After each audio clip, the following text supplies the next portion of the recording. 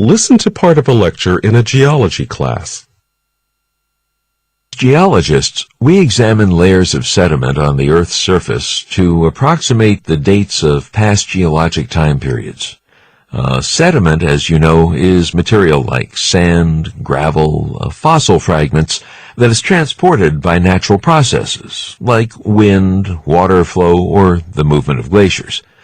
So, sediment is transported and then deposited, and it forms layers on the Earth's surface over time. We examine these layers to learn about different geologic time periods, including when they began and ended. For example, from about 1.8 million years ago to around 11,000 years ago was the Pleistocene epoch. The Pleistocene epoch was an ice age. During this epoch, sediment was made by the kind of erosion and weathering that happens when the climate is colder. And part of those sediments are fossils of plants and animals that lived at that time. The Holocene epoch followed the Pleistocene epoch, when the Earth's climate warmed up around 11,000 years ago. The Holocene epoch is characterized by different sediments, ones that form when the climate is warmer. Because the climate changed, the types of plants and animals changed also. Holocene sediments contain remnants of more recent plants and animals, so it's pretty easy to differentiate geologically between these two epochs. Now there's growing evidence that the presence of humans has altered the Earth so much that a new epoch of geologic history has begun, the Anthropocene epoch, a new human-influenced epoch. This idea that we've entered a new Anthropocene epoch was first proposed in 2002.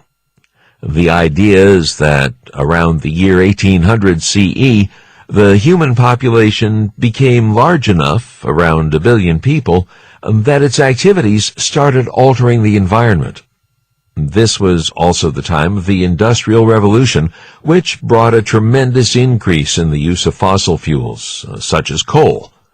The exploitation of fossil fuels has brought planet-wide developments, industrialization, construction, mass transport.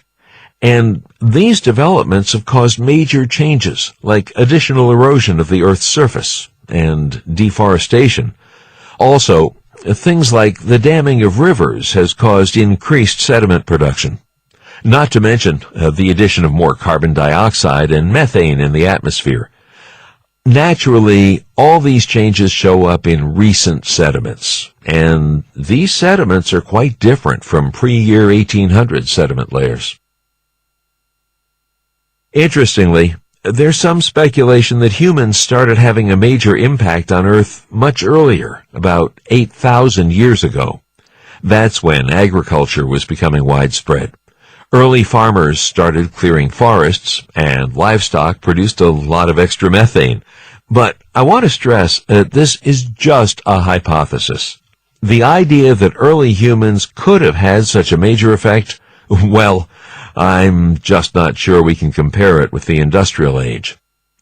Geologists in the far future will be able to examine the sediment being laid down today, whereas right now we can say that yes, human impact on the Earth is clear.